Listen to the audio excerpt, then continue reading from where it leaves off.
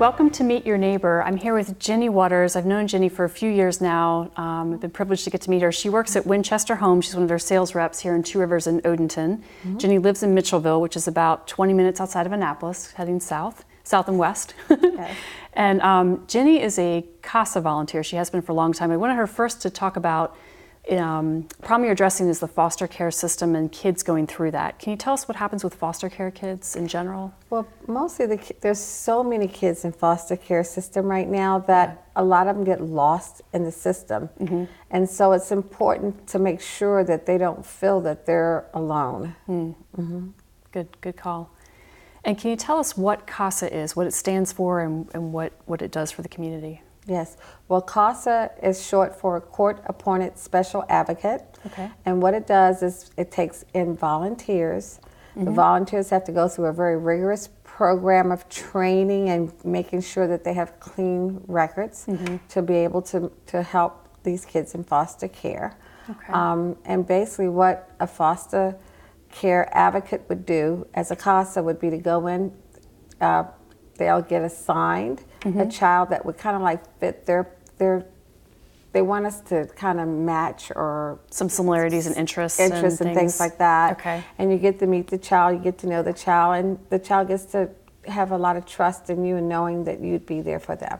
Great. And how long are you with a child as a CASA volunteer? You could be with a child as long as they're in the system up until they age out. Great.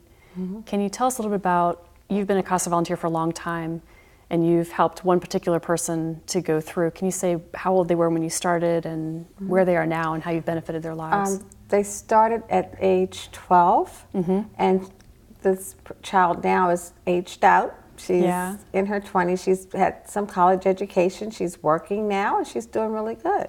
Wow. Yeah. Can you explain what life is like for some of these kids before they get a CASA volunteer? I know you can't say specifics about the one that you've been assigned to and have helped through her life, but just sort of some general, so people understand what it means and what you're helping them through. Yeah.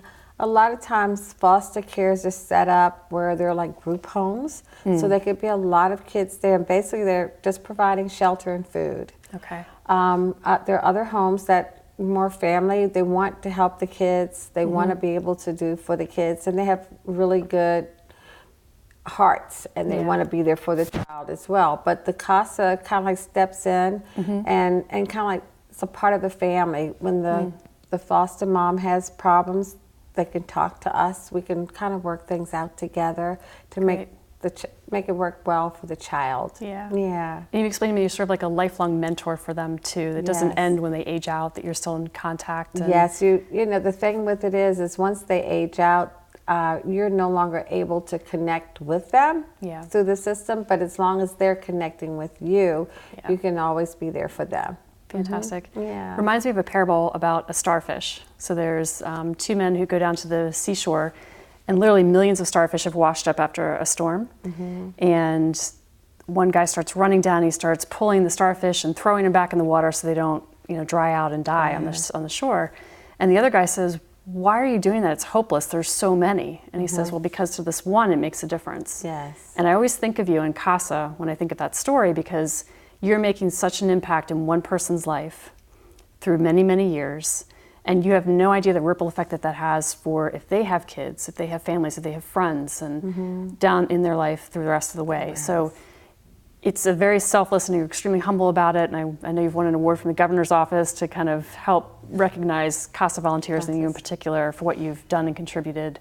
But I just wanted to bring that to light so people know that that is something that you can do to make a huge difference in one person's life. And I applaud you for doing that. Thank you. It only takes one. So Ginny, if anyone else is inspired by this and would like to research more about becoming a CASA volunteer, how would they start? Well, the best way to start would be to go on the website and Google CASA or Court-Appointed Special Advocate in the county in which you would like to volunteer. Fantastic. Thank you. You're welcome.